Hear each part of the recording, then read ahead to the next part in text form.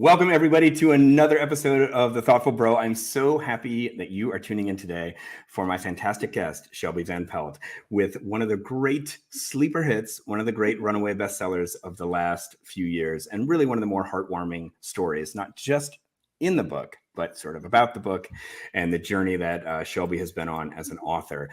Before we get to that, a few thoughts. Thoughtful Bro is here, as you know, every Tuesday at 2 for what makes great books tick and what makes great authors tick. Thoughtful Bro is part of A Mighty Blaze, which is an all-volunteer initiative which began at the beginning of COVID to help writers reach readers virtually. And at A Mighty Blaze, we are never asking for money. If you want to show us love, just like us, follow us, tell your friends all about us, and repost the interviews that you see. And if you do have an itch to spend some money, I do have an idea for you. I think you should open a new browser tab and spend that money on big-hearted debut novels that explore grief, loneliness, and the most unlikely of friendships. It's one of the most curious, intelligent, and mischievous species on the planet, namely the giant Pacific octopus. Books like runaway bestseller Remarkably Bright Creatures by Shelby Van Pelt. We will put a link to buy that in the chat. Regarding questions, if you want to ask Shelby, there's already been a ton of questions that have been coming in just as we're sitting here in the green room. So I have a feeling we're going to have lots of fun answering reader questions at the end. But just put those questions in the chat and they will make their way to me. A little bit about Shelby before we get started. Shelby was born and raised in the Pacific Northwest. She now lives in Chicago with her husband and 2 children. Her debut novel, Remarkably Bright Creatures, came out last year and ended up being, as I said, this incredible hit. It is still in hardcover today, which is, for those who may not know about the book world, is a really, really rare thing. It's sort of like a movie being in the theaters for a year and a half. It is a really big deal, and it tells you how people are embracing this book. Kevin Wilson, who is the author of Nothing to See Here, said, Remarkably Bright Creatures is a beautiful examination of how loneliness can be transformed and cracked open with the slightest touch from another living thing. But don't take it from Kevin. Take it from 370,000 Goodreads reviewers who have said that they love this book. And one Goodreads reviewer that I saw just this morning wrote, Remarkably Bright Creatures is a book that is guaranteed to give you a lump in your throat and leave a smile on your face. And who doesn't want that feeling? Shelby, welcome to the show. Thank you so much for having me. This is so much fun. I don't get to do like live events that often. So if you're here watching, thank you for being here with us. Yes, indeed. Thank you, everybody. So a little backstory about how this interview happened. My cousin, Trisha Fike from Louisville, Kentucky, has a book club in Louisville called Bookish. So shout out, first of all, to all the Bookish book club ladies. They had this incredible book club party, where they made these signature gin drinks because they thought Marcellus the octopus was sort of a gin drinking type of guy. Do you agree? Is he a gin guy, do you think? Oh, I think so. Yeah. Gin or like maybe whiskey, but I could see not wanting to drink that on a Tuesday night or whatever. So they made these gin drinks, and then I sent Shelby some of these pictures ahead of time, but they made these this octopus that was cut out to look like a shark, and there's like a little watermelon octopus like escaping from the mouth of it, and then there's these cupcakes with gummy worms for tentacles. I mean, they just went all out, and I think it sort of speaks to how this book is just resonating with all kinds of people. And I guess my first question to you, Shelby, is just how has that been to see how the world is sort of resonating with this book? I mean, well, it's incredible. I mean, obviously, as a writer, like as an aspiring author, I remember going sort of down the path of like how incredible it would be if someone actually read my book, to like people are making, these gummy worm, like edible treats based, from the characters, and, people are quoting it and really loving Marcellus. And I think that speaks to, not only Marcellus as a character and the book as a whole, but, people also just really love octopuses. So, and I can't really take credit for that other than just getting kind of lucky to happen into the middle of this sort of cultural moment that octopuses are having. It is such a cultural moment, and we're going to get into that in a minute. I sort of was late to that game, but over the weekend, I just went down, as people tend to do, just went down the octopus rabbit hole, so to speak. Another question about the reception of the book. Tell me about maybe just one anecdote or like just one of your favorite moments from the past year and a half about a reader response to your work? Oh my God. Well, I feel like there've been a lot of tears, which is really funny for me because I didn't used to be a crier. I don't know if like middle age is getting me, but I remember this was a really early moment. It was, I think, right after the book had come out that following weekend. It was right before Mother's Day. It was May of 2022. And I had gone to a local bookstore to sign their stock. I think they had like 5 copies in stock. And I was so thrilled that they had, 5. It was 5 deep on the shelf. Um, and I'm sitting at their counter signing the stock, and someone happens to come in at that moment looking for a copy of the book. And so the bookseller and I kind of exchange this little, smile. And the bookseller says, well, hey, yeah, we have it. If you want a signed copy, you can have a signed copy. And also, this happens to be the author. If you want a personalized copy, I'm sure that she'd be happy to personalize it. And so we had this little moment. And then, it turned out that it was a Mother's Day present for her mom. I think her mom was, in her 80s or 90s and used to be a big reader, hadn't read as much lately, and, had heard that this book would, be a good fit for her to maybe get her back into reading. And so then this woman starts tearing up and I start tearing up. And it was just like, I think that was this first indication that this book really might be the sort of thing that can bridge generations, can reach like a wide audience and really bring people together. But crying in a bookstore. You have said in other interviews that your life is sort of unrecognizable compared to how it was, before you published this book. Just tell me about something in your life. Like, how is your life different in some very distinct way than it was 2 years ago? I mean, it's so funny because in some ways it is just like the Upside Down, totally unrecognizable. In some ways it's very much the same. I mean, it's like the laundry doesn't go away, Right. But yeah, I think the biggest change for me is I remember, doing a few of my first book events and just being so nervous to be talking to people at a bookstore, a crowd of 25 people, and my voice is shaking and my hands are shaking. And I'm, how am I going to get up in front of these people and talk about my book? And, just a few weeks ago, I spoke to a crowd of 1,500. So I would not have been able to envision myself doing that. Like, I would have laughed in your face if you had said that was even possible. And I think some of that too is coming, the timing of coming out of sort of the worst part of the pandemic. I remember when they told me that I was going to go be on the Today Show. And this was one of the first events that I did. And I remember thinking to myself, like, I haven't even worn jeans in the last 2 years. And you want me to like leave my house and get on an airplane and go to New York and be on TV? Like, it's just, and so that was sort of the first, I guess, the big flip upside down. And it sort of, life has continued to stay in that space sometimes. But then there are other times, like I feel like this last week, I didn't have any book events, and it was the first time I had not had any book events in a week for a while. And it was just, life. I was working on my new book. I'm trying to do NaNoWriMo. So I was trying to get my word count in, and my kids were running around harassing me, and, the house was dirty and needed cleaning. And I was like, oh, this is just kind of like back to square one. Back to square one. Yep. Well, take heart, folks, because I know that we have a lot of writers and aspiring writers who watch the show. Even after you sell millions of books, you still might do NaNoWriMo and the absolutely. laundry. And the laundry, yes.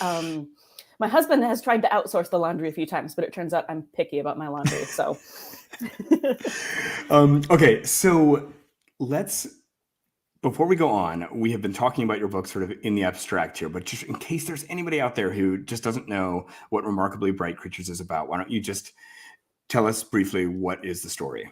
Oh, are you asking me to give an elevator pitch? I am. Really back to square one. Yeah, no, it's been a while. No, so I always like to say it's a book about an octopus that's not really a book about an octopus.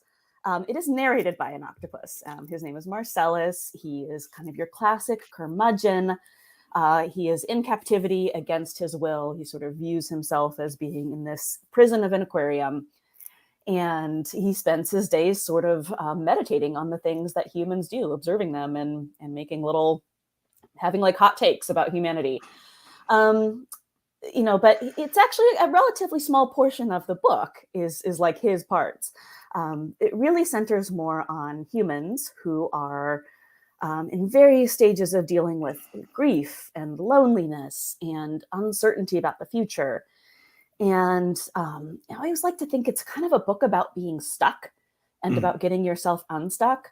And I think that was kind of, subconscious from the beginning. I remember because Marcellus really was the first character that, jumped the whole thing off, and he's stuck in a tank. So, I'm going to make human characters who are also stuck in a more metaphorical way, stuck in their routines. The main character, human character Tova, is very much sort of stuck in this like kind of rut of her life and facing she's in her 70s, facing a time of life when she might not be able to retain the independence that she's always had, and how she's going to move forward in her community, when she gets to a point where she needs some help. And, and then there's another young man, Cameron, who is really just like stuck under his own thumb, kind of. He's just always getting in his own way, really lacking the self-confidence and assurance to move into adulthood, even though he's 30. Like he's just kind of, he's a bit behind schedule, we should say. But yeah, it's about these humans just, moving through this sort of uncomfortable, messy life and sort of needing to learn how to become better humans. Now, I often find that even in grandly fantastical works like this, I mean, I'm calling it grandly fantastical because there is a talking, highly eloquent, thinking octopus who helps solve a mystery. Even in those kinds of works, I really find they are on some level emotional biography, on some level confessional. Do you feel like you were stuck in your life in some way and that was being channeled into this work? Maybe it was being stuck in the pandemic purely, but maybe there was something else. Yeah, well, so I would say I drafted probably like the last 70% of this during those first 2 months of the pandemic. And so there definitely was a moment where I remember looking at my front window and thinking like, am I in the tank? Because it's like the world had kind of come to a standstill outside and everything felt so different. But that was sort of well after I had started the book and sort of established the themes. It was more of a little bit of a coincidence rather than a reason, I guess. But, it's funny. When I was creating the characters, I think on some level that I wasn't fully aware of, I took pains to not make any character that was like me. I don't know if you experienced this as a writer also, but it's a little bit scary to put characters out there that are in any way sort of recognizable as you, because then it feels like you kind of turn to glass, right? Like all of a sudden everyone can see right through you and see all of your insecurities and your issues and the things that keep you up at night. So I thought I was going to kind of circumvent that by, making all of the characters be different ages and genders and, just sort of not completely directly comparable to me. But yeah, I absolutely wrote my own anxieties into those characters. Particularly the Tova, the older woman who really, really struggles with vulnerability. She struggles with like letting people in. She kind of keeps her friends at arm's length, like never wants to be a burden on anyone. I feel like I could have written so much of that about myself, particularly when I had young children and going through, this very, very difficult transition and phase of life where it was really hard for me to accept help from other people. Well, I would at the same time in my head rage at the fact that I had no help and was doing this all on my own. But I just couldn't let that barrier down. So, and it's something that I'm still working on. I definitely have a lot of Tova in me. She was in large part based on my grandmother. So there is probably some genetic component to it as well. Well, I think it's sort of creative writing wise, it's sort of an interesting trick that you managed to sort of trick yourself into thinking, I'm not writing about me, which probably in some way allowed you to be completely open and just pour yourself freely in because you're like, this isn't about me. I'll just write these characters. But then lo and behold, you find it's really about what, your own struggles. Yeah. I think it's an interesting way of sort of examining your own struggles to write them through the lens of a character who is experiencing those same struggles, but in a very different way. Right. You know, and like I said, I didn't really do that intentionally, but it kind of just happened. So I think one of the ways to predict, this is a scary game, trying to predict what will be a great runaway bestseller, what will be a book that people cherish and love. I find, and certainly this works for me personally, if you feel that the author of the book deeply loves their characters, truly loves them, I think that is one of the great indications that a book will do well. And it's certainly something, it's part of the experience of reading a book, is reading about somebody who clearly the author is profoundly empathetic towards. And I think sometimes there's books that are written where the author feels that they are above their characters or condescends towards their characters or thinks these characters are evil or they're not like me or so on. But I just feel like it's so obvious on every page how deeply you care for Marcellus, for Tova, for everybody in the book, really. Yeah, I've had the same thought, a kind of a slightly different take on that thought. I remember when I was drafting RBC, and I was working really closely with a critique partner of mine. We were sort of she and I were in the same boat. We were both trying to get books done that we had been working on for years, but we had sort of both been just working on like the first few chapters and, you know, hadn't really been able to push it and move forward to finishing a full draft.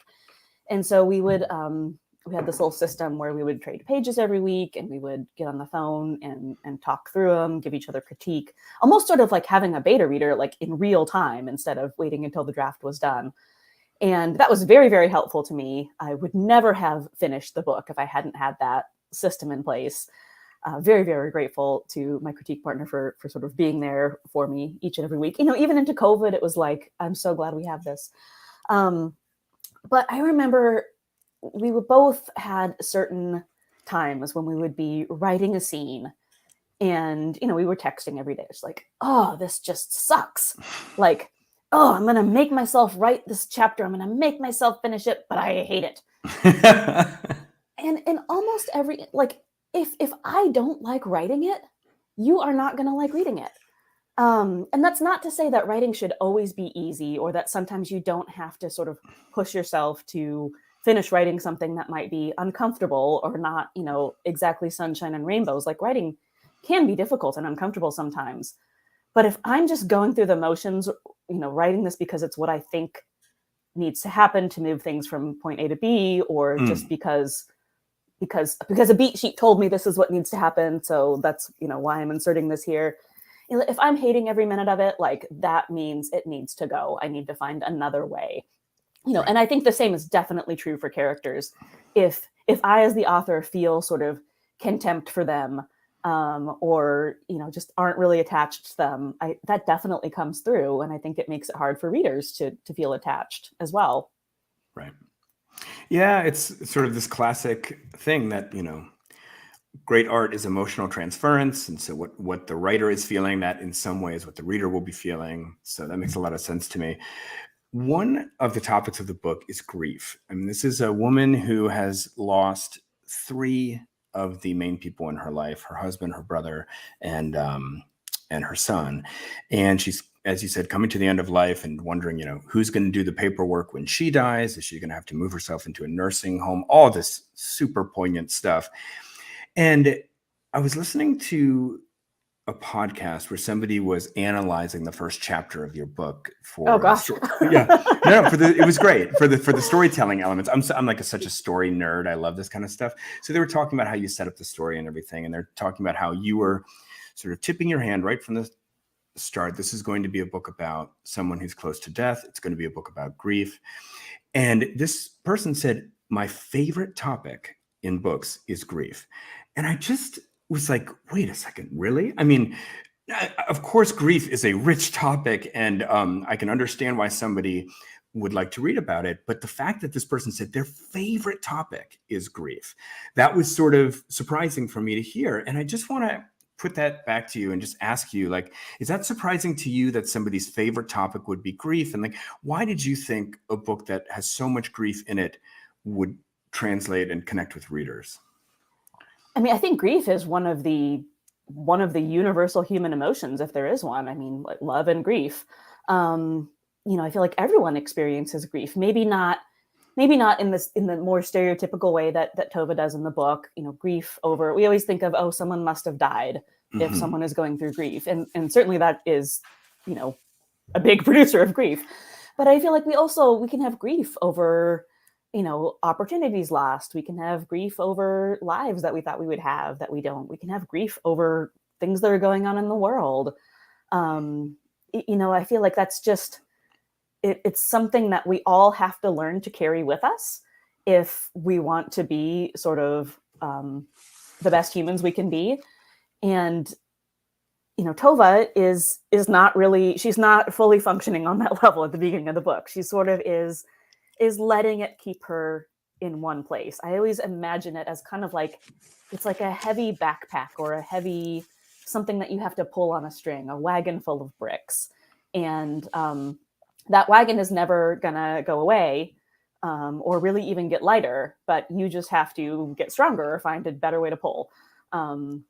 And so I think that's sort of her journey, is learning to do that. And I feel like, especially, hate to keep everything goes back to the pandemic, and it was just such a huge impact on our lives these last few years. And certainly while I was writing this, just, the grief and mourning over relationships that we might have lost during that time over some of the nonsense that went on, or, our friendships, or just, I imagine that kids, especially my own kids, are much younger. They're 7 and 9 right now. But my neighborhood has a lot of older kids that are, in high school and college now, and watching them have to lose, their junior year, their senior year of high school. I imagine they are carrying real grief from that. Like, this was a very grief-laden time in our lives.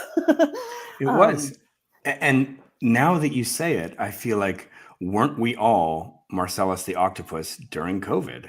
Just sitting there in a cage, like our glass cage, and watching through a screen effectively. He's watching people go by, and you can't really connect with them, but you can observe about them and think about them. And we're just all so deeply isolated from each other and wish profoundly to connect. Yeah, and can't communicate. Right.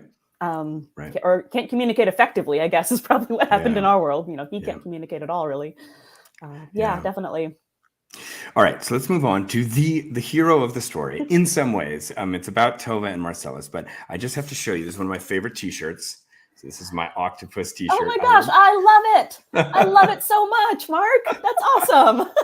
Yes, I mean, I bought this months ago before this, but it was prescient. And then I was walking past my kid's room today, and I saw this bad boy. So he's so cute. It really is an octopus moment. And you too have octopus paraphernalia. I've got several over here, but this was the OG. I bought this off of Amazon in probably late 2019, when I really got serious about I'm going to finish the draft of this book. I bought this to have on. I didn't even have a desk at the time. It just kind of sat on my laptop, which usually was on the kitchen table, and it was like a fidget toy, because I'm very fidgety. And so when I had needed to sit and think for a minute, I would play with its little underside. It's I don't know if it's silicone or what it is. It's a very tactile little desk octopus. And even it's sitting on my lap right now. I'm playing with it while we're talking. Oh, that's great. All right. So Marcellus is such a fascinating character. He's on the cover. It's sort of who everyone talks about with this book. It's the one with the octopus in it. I think the character is just one for the ages. He is a kind of, to me, a philosopher gentleman. It's I can imagine. Oh, he would love that. He would love you for that. I, like millions of others, want Marcellus as my friend. But he's just so unique. He's intelligent. He's curious. He's observant. He's this prisoner in this cell at the aquarium, as it were. And he's got this kind of gallows humor about his impending death and his imprisonment. And it really did remind me of this Stoic philosophy. And you have said that as well, that his first name was going to be Marcus Aurelius, right? Yes, that was his name at one point. But I just mashed him up to make Marcellus. Plus, I just liked the way it sounded with octopus. But yeah, no, he's definitely, that was kind of what I first thought of. You've got, this this animal who is this gentleman philosopher, if you will, who is stuck in his tank and contemplating his death. And I studied philosophy in college, so I kind of leaned back on some of that, in a very superficial way. Like I didn't want it to be a philosophy book, but there's definitely a little flavor of that in there. And I read that you wrote an article for LitHub where you said the voice was like already in your head. And so you were going through the daily motions of your life. And there was this gentleman philosopher kind of in the back of your mind, sort of commenting on your life. And I'm trying to not make you sound crazy, but to a writer, this is like totally makes sense. But yeah, no, it's like those people. Do you have an internal monologue? Oh yeah. Yeah, so do I, and it's very loud. I think it's like universal. Yeah. No, but there was this thing that came out recently that apparently some people don't, and but I think writers tend to have it. It's always running in the back of your head. For me, this was one of those voices that was in it, particularly when I got into writing the character of Marcellus and was really into the daily nuts and bolts of drafting the book. I felt like he was with me all the time. He was kind of, I'm putting my octopus on my shoulder now. He was kind of, I'll leave him there. He was kind of there, making commentary. And, I don't remember how much this came through in the LitHub article, but, when I was thinking of, okay, what's Marcellus's sort of character arc? Because even though he's a narrator and kind of a background character, he does, have a character arc as well. He, I thought at the beginning, he's gonna make a friend with a human and then like realize the humans aren't so bad, which he does. But I think the broader arc is really going from a place of just sort of judgment and scorn to really like, come on, humans, you can do better. I'm gonna hold you to a higher standard. And so that's what I think of when I think of this sort of octopus being on my shoulder. He is sometimes in his trademark kind of snarky way reminding me to do better. I loved this anecdote that you told once about, the inspiration partly was you had seen this video of an octopus in the Seattle aquarium who was like trying to escape his tank. And there's this way that the octopus like looks at the camera, and it's just this moment of almost contempt. Like, I know who the smartest guy in the room is, right? I mean, if you're an octopus, you in the ocean, you are, unless you run across a dolphin. I mean, who knows? But usually you're the smartest guy in the room. And that word contempt, though, just this kind of like looking down upon the human race, like, how very dare you?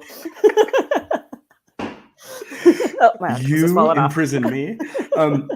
Okay, but let's get into octopuses for a second, because I went on this total 4-day bender about octopuses inspired by your book, which I've been on that bender. You lived that bender. Yes. So one of the books that I read, because I couldn't get enough octopus after this, was this book called Other Minds. And I know this is a book that you've read too. For those who may not know, this book was recommended to me years ago by a friend. And they said the sort of thesis of this book is that octopuses, from an evolutionary perspective, branched off from the human race like 600 million years ago, before we became vertebrates. Way early, right? I mean, there's almost like nothing on Earth that's alive that is more further from us, kind of from a genetic standpoint, than an octopus. Certainly nothing with a brain and intelligence. And this book just tells so many fascinating stories about kind of the way the octopus brain works and how it works different than a human brain. But also, the beautiful thing about this book is that, and yet, even though the octopus is, as the author of this book puts it, like almost as close as a human can come to encountering an alien intelligence, like an intelligence from another planet, and yet the octopus seems to have like a sense of humor, a sense of mischief. It's curious. It seems to be able to understand friendship and kind of bonding. The phrase that I loved was surplus intelligence, like that octopuses, like humans, have like kind of extra intelligence. So they want novelty. They sort of want to be entertained. They play with things. Anyway, you must have been down this road too. And I'm just wondering, kind of like, tell us a thing or two about how you came to admire and love the octopus. Yeah, so I also read Other Minds pretty early in my research. It's a bit of a trippy book. Um, it's not afraid to sort of speculate uh, Mhm. about what might be possible, which I think must have inspired me in some way. I went down a lot of different paths with the Marcellus character and octopuses in general in the book, especially when I was like early drafting and creating the character. And I did have actually one version that had sort of this collective consciousness or like inherited consciousness as something that Marcellus had, so that he had actual memories from his ancestors, which is kind of funny because I feel like we're now learning that that is an actual thing that humans can have to Mhm. some degree. So maybe it's not so far out there, but I was using it as a plot device to be like, well, this is how he knows this because his great great great grandfather octopus saw it. And at some point I had to rein that in because I was like, okay, you're already asking a lot of readers here to you're asking them to make a leap to accept this sort of narrator, so let's just try to rein it in wherever we can in Right. terms of believability. So but it was a really fun thing to explore. I feel like I learned a lot of really fun octopus facts. I'm really fun at parties. Yeah, um, so that book has a bunch of stories in it that like octopuses will like they can shoot water like to turn out a light, like they squirt a light and learn that they can yeah, turn it out. If they like don't like the scientist who's doing the experiment, they'll like squirt water at that scientist. Or if they don't like their food, they will not only like not eat it, but they'll wait until the person who gave them the food is definitely looking at them, and then they'll like shove it in this pump, just like yeah, or like, and they are just clearly you just feel like, or I imagine one feels like you're just in the presence of another consciousness who's like evaluating you just as you're evaluating yes. it. Well, and I feel like I've experienced that on the other side of a tank as like a Mm. visitor to an aquarium where Mhm. the octopus is looking at you and you're like, wait a minute, I'm supposed to be sort of studying you and now you're studying me. Um, and I actually did have an octopus squirt water at me once, so that was fun. Wait, what for? If you can imagine what for, just for um, fun or? so I got to meet an octopus. I Mm. actually did not get to meet an octopus in the flesh, other than just being like a normal aquarium visitor until after the book was, I think it was not quite published yet, but it was, almost published. I always thought, I live in Chicago. I always had this thought that once I got my manuscript done, I would call up Shed Aquarium and be like, I wrote a book. You want to let me come like hang out behind the scenes? Which in hindsight, I'm like, they probably would not have done that. Like, a lot of people have written a book. So, um, but I was gonna at least try. I probably would have figured out some way to finagle some sort of experience like that. But then COVID hit, of course, so everything was closed Mhm. down, and so I had to kind of just do my best with watching videos and reading. There's another really great book. Have you read Soul of an Octopus? No. Oh, it's fantastic. Mm. It's sort of like, so these Soul of an Octopus and Other Minds were sort of my two like books that I really relied on for research. Soul of an Octopus is it's much less trippy. um, Cy Montgomery is a nature journalist, and she goes behind the scenes at aquariums and then writes about her experience sort of shadowing people who work with captive octopuses. So she gets water squirted at her a number of times, I believe, in the book also. But yeah, so I thought I would have that experience, and I didn't get to have it until right before the book came out. I went to the Milwaukee Zoo, which had an octopus named Chalupa. And Mm. Chalupa was beautiful. She was like purple and blue, kind of, just a really unique color. She was relatively small compared to, Marcellus. And she was relatively new. I think she had only been there at the Milwaukee Zoo in their aquarium for a few months. And so she was not real excited about meeting me. um, but I got to go behind the scenes, and her handler was putting his hands in there, and she was, wrapping her arms all around, and they were just kind of having their little moment. And then I show up on the scene, and she kind of goes up on the rocks, out of the water, and looks at me and really studies me for a couple of minutes, Mm. and then just turns and shoots the water and goes back in. So it's like, they do. It's like they recognize different people. And she's like, who are you and why are you here before breakfast? No. Mhm. Oh, what a great story. On that note, just about human interactions with octopuses, I think the other great companion piece for this is this documentary called My Octopus Teacher. And it's on Netflix for anybody who hasn't seen this. I had somehow shockingly not heard of this movie until I started reading this book and researching it. But I watched that a few nights ago, and it is one of the best documentaries I have ever seen. It has a complete character arc. It's astonishing. It's about this man in South Africa who goes scuba diving every day for a year, or like snorkeling, I guess, technically, every day for a year in this kelp forest near his home, and makes friends with this octopus. And it is just an astonishing film. And just to give one scene of like how kind of mischievous and awesome these octopuses are, like there's this scene which is like highly dramatic where the octopus is being chased by this shark, and the octopus finds a way to actually get onto the back of the shark and sit there, because like the one place you can't get eaten is when you're sitting on the back of a shark. So the octopus just sits on the back of the shark until the shark goes by this little kelp reed, and then the octopus just kind of floats off and isn't found again. And there's just so many wonderful moments like that. And I'm just wondering, so have you seen that film, and did that film hit for you as well? Oh gosh, yeah, it's a fantastic, fantastic film. It's it's only about an hour and a half, I think. It is family friendly.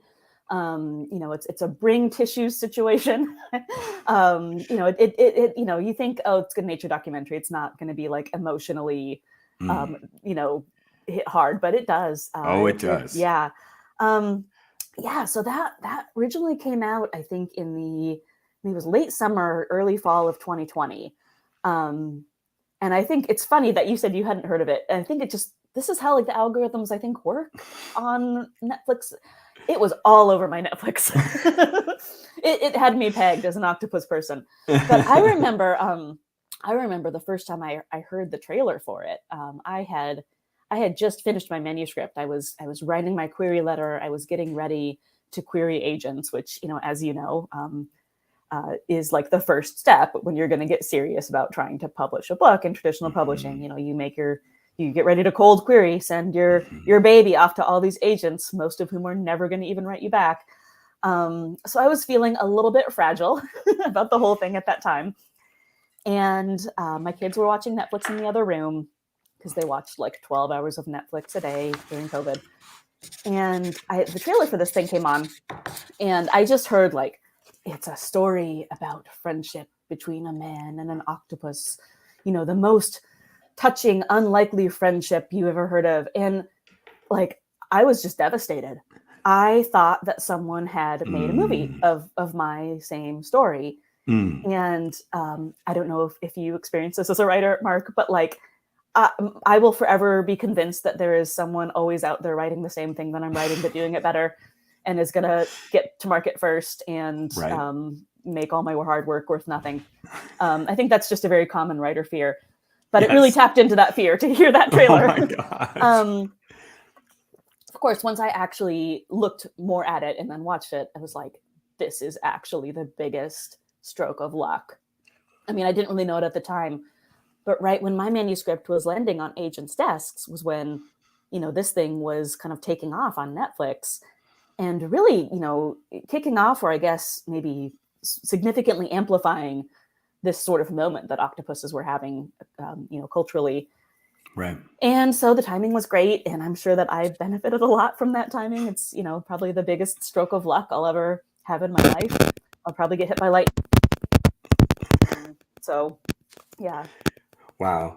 I just want to say, when you were talking about your agent and how you got discovered, the thing that your agent said apparently about your work when they were trying to decide whether to sign you was, this is either bananas or brilliant. And I just thought to myself, I think, like, why the false choice? Why can't it be both bananas and brilliant? I mean, I feel like the best books sort of always are both those things, right? Well, and not to get too much into the weeds on, kind of the industry and all that, but, I feel like I read a lot of query letters for other writers, and, I feel like people look at me as someone who has made it and like, oh, you must have the magic recipe to make this happen. So will you read my query letter and, make it so that the agent will sign me? And it's like, well, it's really hard.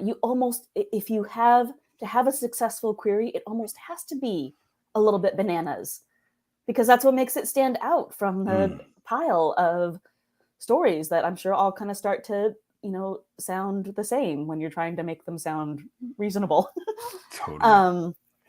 So yes, I agree. It can be both. But yeah, I think, if I think of any really good book that I've read, there's always something about it that's a little bit bananas, whether it's something, fantastical like a sentient octopus, or just, some sort of twist or setup that's just completely different from everything else that's out there.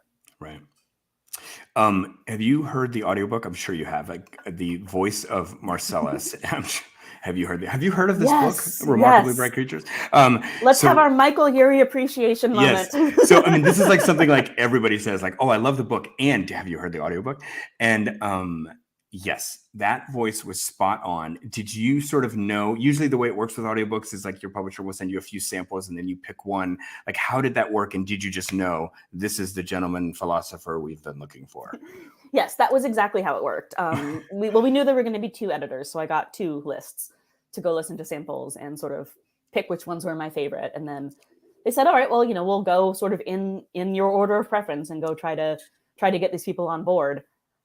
So yeah, Michael Urie, who does Marcellus, he's an actor. He was in Ugly Betty. He was most recently in the show on Apple Plus, Shrinking. He's like the lawyer friend in Shrinking. Which is so funny because I watch it and I'm just like, it's Marcellus. But yeah, he was my number 1 choice. Maren Ireland, who does sort of the main bulk of the narration, was also my first choice. She is an absolute rock star in the audiobook world. I'm not even kidding when I say I fell off my chair when I learned that she had agreed to narrate my weird debut novel about an octopus. When she was obviously taking a break from, doing Frederick Backman and all these other big authors that she narrates for. So yeah, another really, really big bit of luck for me was getting them to narrate. And I don't know, have you read or heard of the book Lily and the Octopus by Stephen Rowley?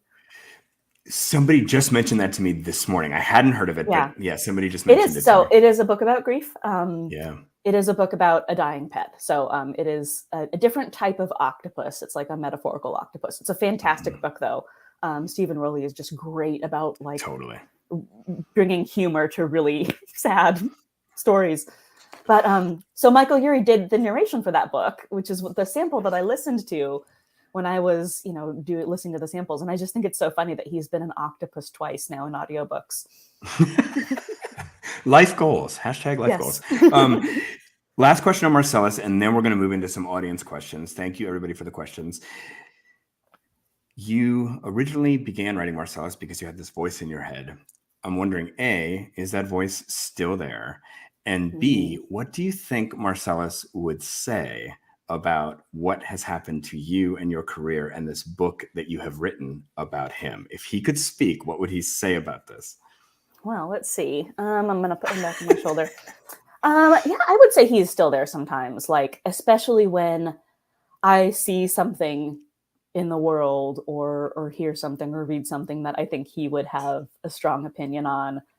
I be walking in the park and just see people doing something ridiculous. And I'm like, oh, what would Marcellus say? And then I kind of start to hear it in his voice, And I get a lot of questions about would you make a sequel or a prequel?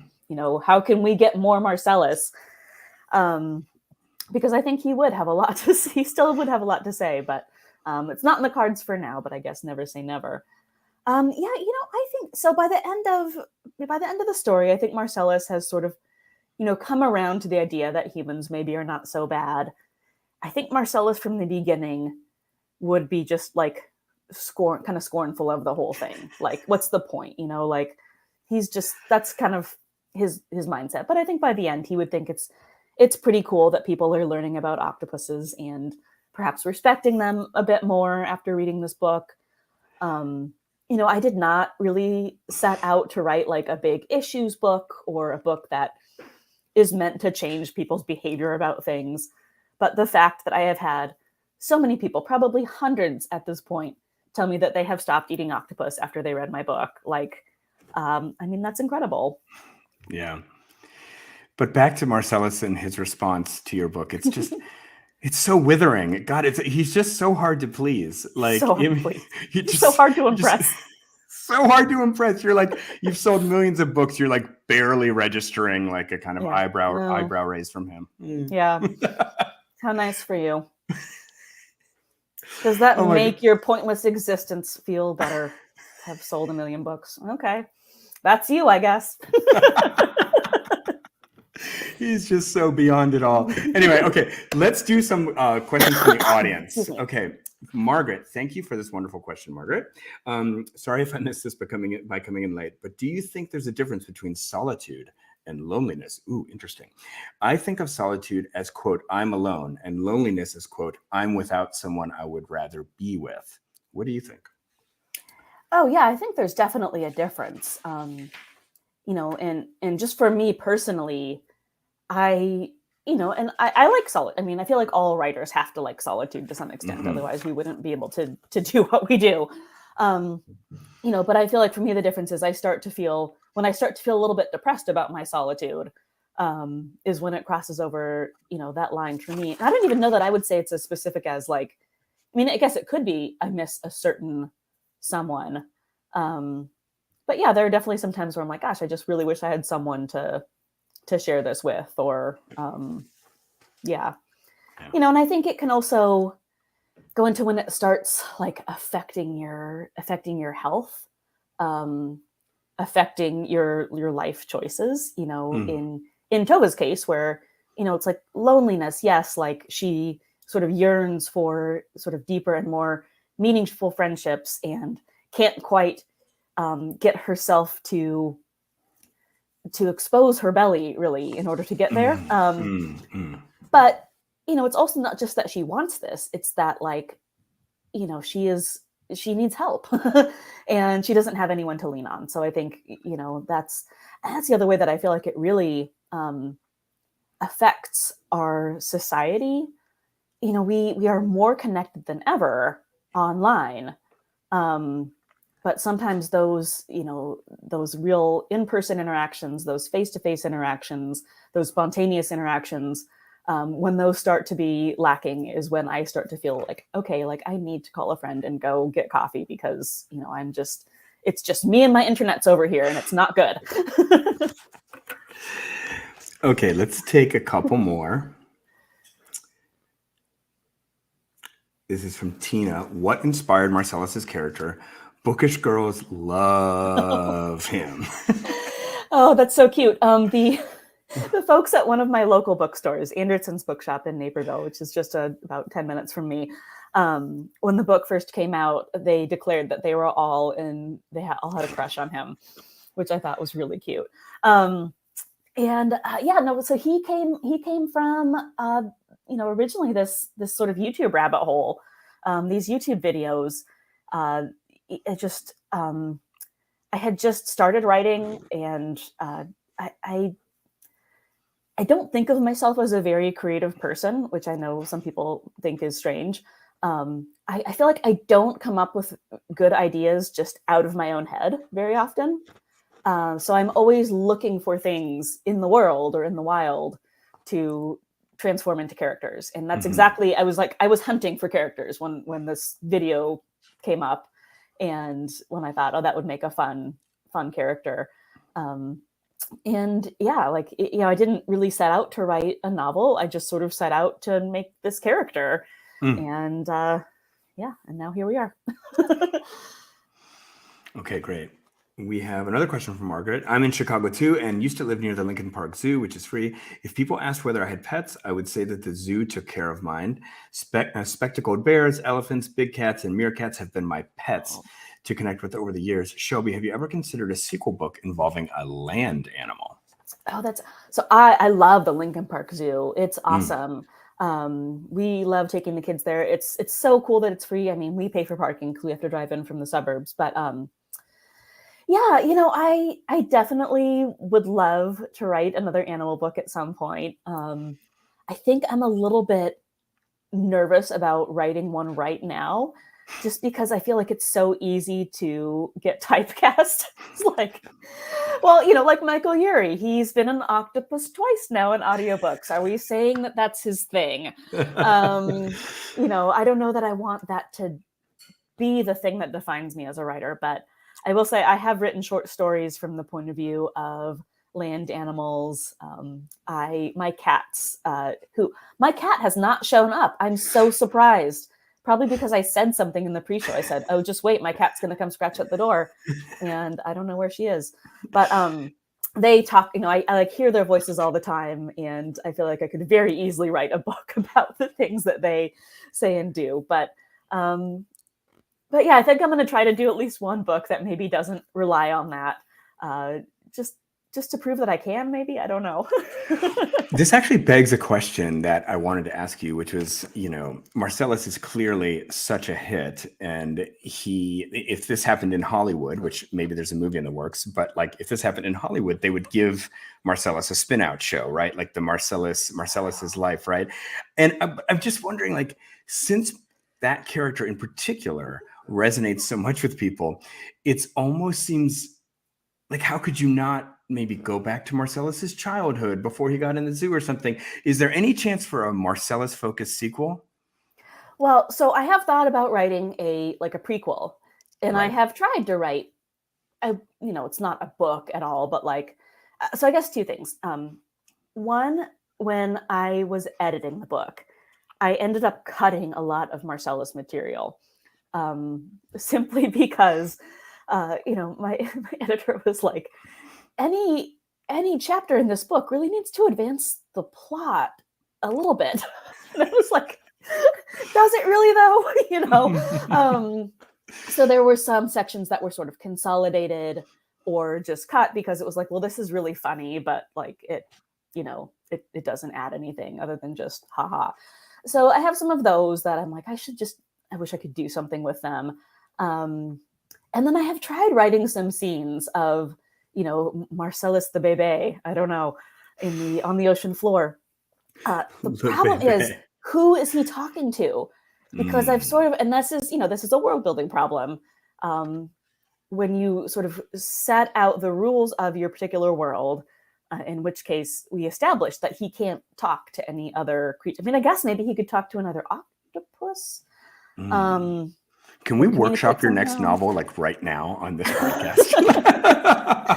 So anyway, I have written some little musings, but I've struggled with how to get the world building right, and how to you kind of like, I feel like a good sequel sort of scratches the same itch but does it totally differently. Mm-hmm. So I need to think about, well, what would be, how is the vibe of this gonna not just be a complete replication of what we did the first time around, because I would want it to have a little bit of a different mood, given that it's sort of a different era and a different setting. So I don't know. We'll see. I have thoughts. I will send them to you later. Okay, so let's do one last question. Tina, what are you currently reading, and what is the last favorite book that you read? Oh gosh. So this, I'm starting. So I mentioned Soul of an Octopus, Simon Montgomery. Soul of an Octopus came out, I think, 2017 or 16. Mm-hmm. This, Secrets of the Octopus by Simon Montgomery, is coming out next spring. And I visited, where was it? I think I went to a book festival and met someone who owned an indie bookstore, who messaged me and was like, can I send you an advanced reader's copy of this book? You're going to love it.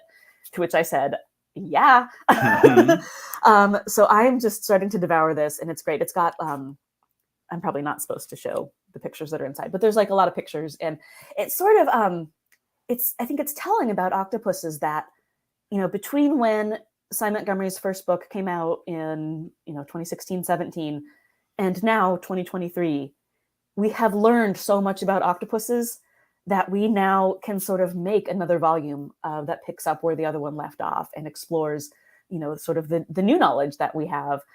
So I'm really excited to dig into this.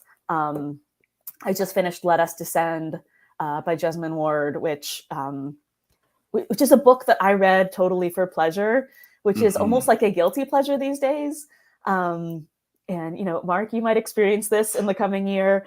After you have a book out, people want you to then read their books to blurb Mhm. them. So I constantly have like a pile of, I don't know, half a dozen books that I'm working my way through to blurb. And, I very much enjoy doing that. It's great. But sometimes it feels like almost like an act of rebellion to just pick up a book because I want to read it. And I had waited all year for Let Us Descend to come out, and it did not Mm. disappoint. It was so fantastic.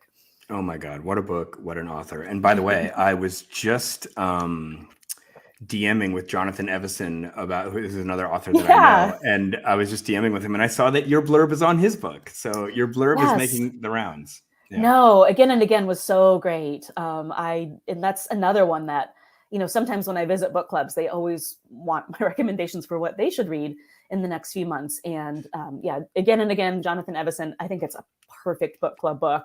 It's so Awesome. good. Have you read it yet? I haven't, but I've read other Okay. works of his, and Yeah. it was like sort of no surprise that you blurbed him because it's the same, like always, just this big-hearted feel. And I know that that book actually has a kind of slightly fantasy element, and it's about somebody toward the end of their life as well. So it made a lot of sense to me. I always love when, you get an author like Jonathan who is willing to write a book like Again and Again, where it's like, this is not a fantasy sci-fi book, but it has this fantasy sci-fi Mhm. and can write sort of the I don't want to say like the literary version, although I guess it kind of is, just can take those elements of genre and bring them into a book club novel, Yeah. Yeah. that everyone can read and enjoy. Love it. All right. This has been fantastic. We have to wrap. Shelby, I was truly looking forward to this interview so much. I had a wonderful weekend going down the octopus rabbit hole with your book, with these other books, with the movie, My Octopus Teacher. It has been such a delight to cap that all off with actually talking to you. You're just such a delightful author to trade ideas with. I have one question left that I ask all the authors who come on the show, which is this. All right. Imagine that you have the perfect ideal reader for Remarkably Bright Creatures, just somebody who is getting the book in just the way that you wished it would be gotten in your wildest dreams. Now imagine this reader has finished reading your book, they put it down in their lap, they look out the window. Just describe in a phrase or even a single word, what is the feeling that this reader has? Oh gosh. I think like hope for themselves, or something adjacent to that. I was going to say just hope, but I feel like that sounds trite, especially in our world where so much is messed up right now. And I'm like, it's not really a book that is going to take that on. But, I think on a more sort of micro level, it can be like hope that I can change, hope that it's not too late for me to do this thing I want to do or to start on a new path. I think, gosh, any answer to this question is going to sound cliche, but like, it's never too late. I think that's kind of a theme of the book. You have some characters that are making changes later in life, and I think there's a hope in that. Oh God. Now I'm getting all choked up. I thought I would escape this interview without getting choked up all over again, but I love that. And as you've said, and I'm not trying to make this about me, but my book is coming out next year, and like I've often wondered how I think I would answer that question. And I have to tell you, this is maybe my 108th episode. I've never heard somebody say hope, but that is how I would answer the question for my book as well. And I often feel the same way, that it's like, I just feel like there's not a lot of books out there where hope is the feeling at the end. And I love hope so much. And this book definitely gave that to me. Well, I love books where the ending feels like a beginning. So I hope that readers sort of can take the best part of a beginning away from the book as well. Yeah. Oh, this has been so wonderful. Shelby, thank you so much. Folks, if you haven't yet, buy this book, buy it for your friends, buy it for your family. Christmas is coming up. It makes a great holiday present. And we were talking on the pre-show, it is suitable for all ages. Maybe like 13 and up. There's no violence, there's no sex. Great grandparent gift. Oh my gosh, Shelby, thank you so much, and congratulations on all your success. I hope the train keeps rolling, and I hope all good things keep coming to you. Thank you for being on the show. Thanks so much for having me. Bye, everybody. We'll see you again soon on the Thoughtful